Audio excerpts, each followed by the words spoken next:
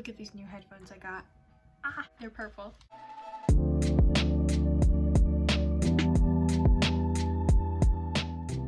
Hey y'all, what's up? I'm Sabrina and welcome back to my book nook. We are jumping back into book reviews as if we were ever jumping out. But basically today we're going to be doing a review of my very first read of 2022. So today we're going to be doing a review of Not Here to Be Liked by Michelle Quach. So I made a New Year's resolution to read more romance books, specifically like rom-com books with like the cartoon cover on the front. And so I decided to start off with this book because I felt like it would be a really easy read. So here we are, first review of the year. Woo! Before we start the review, can we just take some time to appreciate the cover? Look at how beautiful that is. That's one of the prettiest book covers I own, probably. So before we get started, let me just break down how my book reviews work really quickly. So my book reviews are broken down into 4 parts. Parts 1 and 4 will be spoiler free, but parts 2 and 3 will have spoilers. If you don't want spoilers, don't watch parts 2 and 3.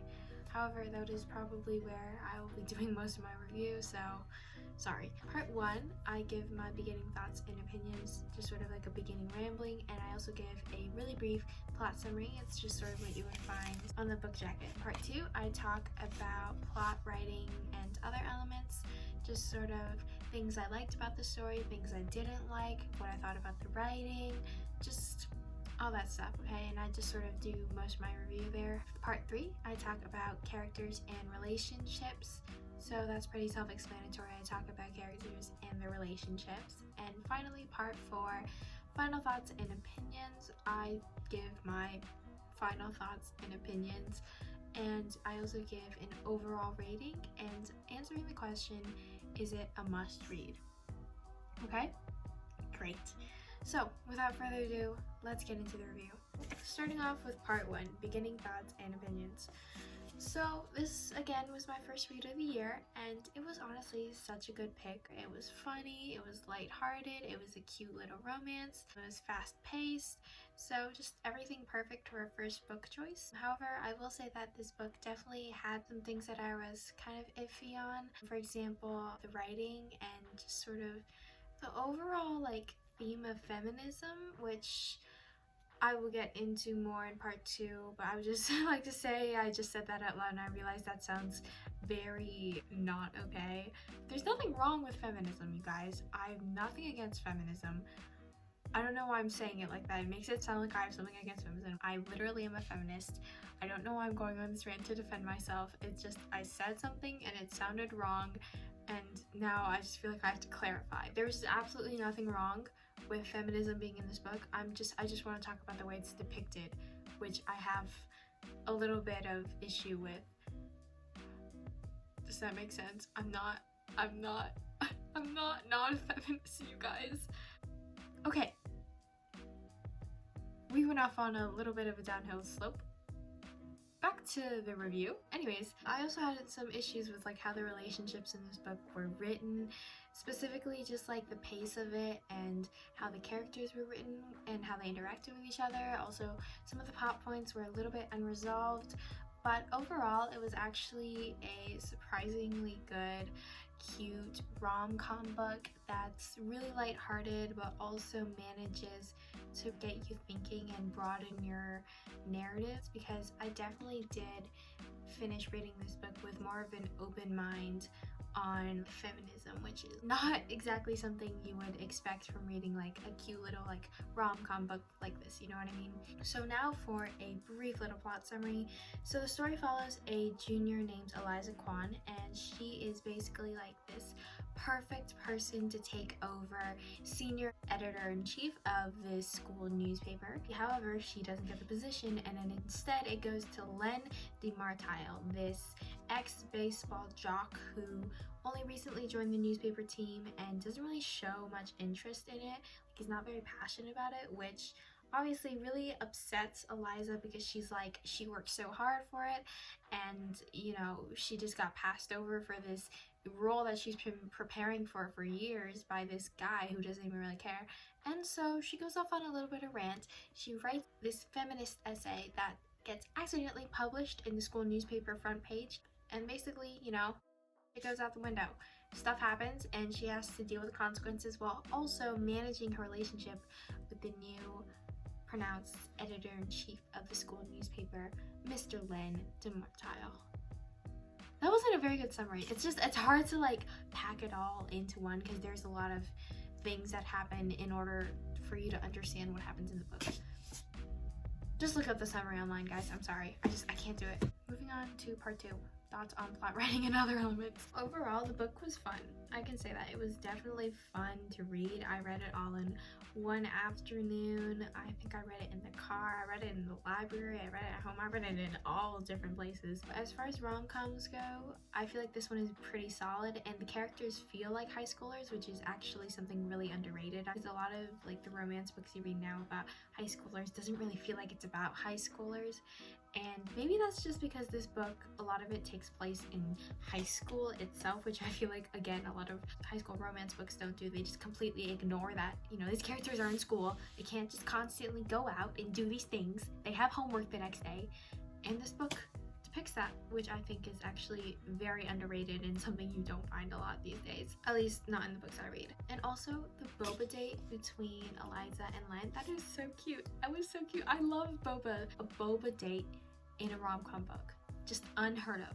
And you know what the coincidence was? When I was reading that they were on the boba date, I was drinking boba. I was like slurping on my boba and I was like, oh my god, they're going to a boba shop while I'm drinking boba. This is such a weird coincidence. Anyways, most of this book revolves around talks of feminism, which is really what I want to talk about for a lot of part 2. First and foremost, I think the book definitely did a very good job covering all the bases of feminism. Obviously, feminism is a very large and complex topic with a lot of issues to tackle and a lot of things to cover. And obviously, you know, like a simple rom-com book isn't going to cover all of those nuances. So I think that it did a very good job just sort of handling the basics of feminism. However, what I didn't like about the book was that even though they did talk about the issues of feminism, it was just sort of like they introduced them and then they moved on and it was ignored for the rest of the book. For example, they talked about intersectional feminism, which is actually a very, very important component in feminism, especially modern feminism now. And most of the book being POC woman, I expected intersectionality to be more of a huge topic, at least when it came to feminism in this book, and they just sort of like talked about it once and then moved on. And that was sort of what happened with a lot of these issues. They talked about slut shaming, moved on. They talked about public hate towards feminists, moved on. They talked about profiting off of feminism, turning it into a brand, and then moving on. It's just like you brought up these good issues to talk about and then you don't talk about them. For example, when Natalie was selling those I am feminist pins and literally profiting off of them, even though she was not like a self-proclaimed feminist, and that's obviously a very, very direct commentary on how corporations will now brand themselves as like this feminism equality companies in order to sell you more products. That was obviously a very direct commentary on that. And then the book sort of acknowledges, you know, Natalie's little pin selling situation and then moves on, ignores it for the rest of the book. It doesn't even get brought up again in the end when Eliza's like, I learned so much about feminism, like blah blah blah. Have none of the experiences like in any of the topics you just talked about or introduced actually stuck with you. A lot of what feminism is about learning these new nuances of feminism and then applying them and making sure that they sort of change the way you view feminism. But with this book, she's introducing these topics, but she's not adhering them to her new mindset. Eliza's character development and her journey and her relationship with feminism and being called a feminist is obviously a very big plot point of the book. So I feel like, you know, her finding out about these feminist topics and then not implementing them into her new mindset due to her character development just doesn't feel very believable to me. However, the book also does a very, very good job of depicting what feminism is like, though, in terms of what feminists are.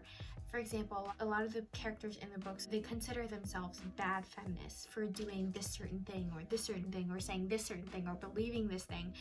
For example, Eliza thinks that because she likes Len, she's a bad feminist because Len is like the face of the patriarchy, or because Serena flirts with guys to get what she wants, she's a bad feminist.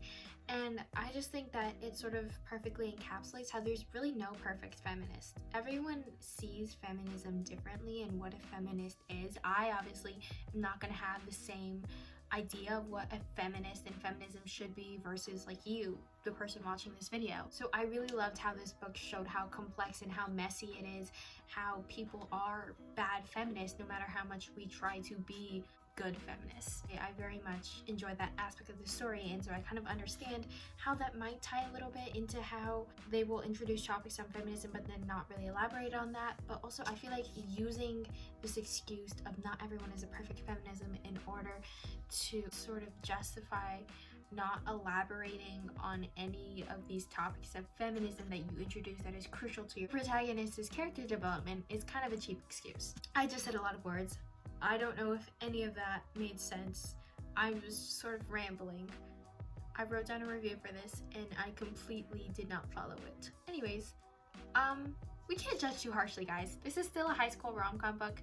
You know, even though feminism is still a very, very, very important part of this book, it isn't the main topic of the book. So obviously we can't criticize too heavily. Again, it is a romance comedy book about high schoolers. But I think that it was interesting about their topics of feminism and how it's discussed. And I, a feminist, which I feel like I have to repeat, I am a feminist, you guys. I feel like that's interesting to discuss, you know?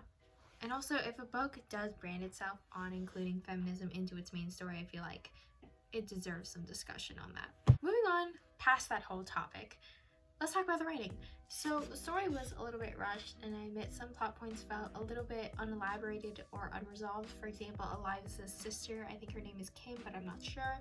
She talks about how she might have wanted to go into like STEM or something, but she didn't feel like she was smart enough or good enough. She mentions it towards the end of the story, but at the end, they just completely ignored her sister. Like, they never went back to that plot point, and that kind of happens a lot throughout the story. They will introduce plot points or like things that seem like they should be resolved and then not really go back and resolve them at the end. As for Len and Eliza, I kind of wish there was more of a slow build up between them, and I feel like their characterization was a little bit off, but I will touch on that more in part 3 where I talk about their relationship.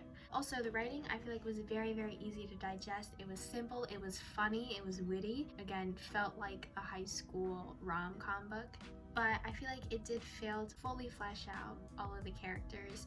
I think that the writing could have focused more on building character and their relationships with each other. With building those relationships, the author also could have included, you know, these discussions on feminism and elaborations on them instead of just brushing past them. But again, I digress. This is just a very cheesy high school rom-com, and I've managed to extract and talk about it so much that I probably couldn't have extracted from this. I don't know where I was going for that. Okay, moving on to part 3, characters and relationship. Starting off with Eliza. So I think that Eliza could have been a little bit more fleshed out, but I still think that her character was very interesting and very compelling, as that she was not here to be liked. Eliza is generally what you would call an unlikable character, and at first I was like, yeah, I'm not really digging her, but then I was like, isn't that the whole point? You know, if she were a guy, how would I feel? Like, would she still be an asshole? Probably, but also that whole thinking is sort of what made me was like, oh, this author is smart. She made me think that. But yeah, I definitely find Eliza interesting now, and I appreciate her character, and I like that she's not here to be liked. That is the second time I've said the title in this video, which is really annoying. Okay, anyways, also really quickly, I just wanted to add that I love that this book had so much Asian representation in it, as well as other POC. It is so hard finding a good, cheesy high school rom-com book with diversity, because spoiler alert to all the authors out there, POC exist. I I know, it's crazy. It's really crazy that we're not just like side characters, but we can be protagonists too. Isn't that crazy, you guys? Isn't that crazy? Moving on to Len. So speaking of Len, I think that he and Eliza are very, very cute. I found a lot of their scenes like very like, you know what I mean?